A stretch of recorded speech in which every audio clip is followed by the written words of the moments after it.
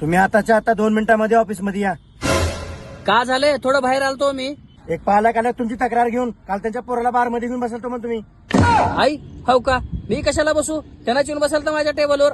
घेऊन बसले तर अहो तुमचं विद्यार्थी आहे त्यानं, त्याला घेऊन बसायचं राहतंय का जमान्याचं राहतंय? हे पोरं ऐकल तर सांगू का? उगूच आहे का ना तो.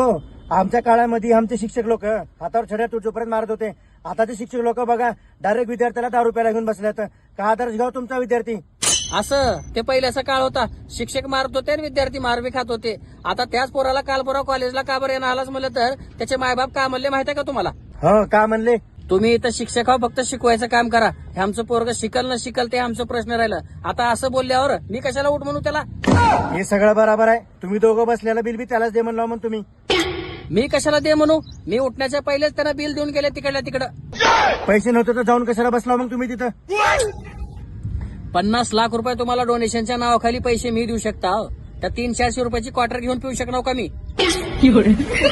जवाब भेटला तेव्हा आहे ना डोनेशनच बोलला.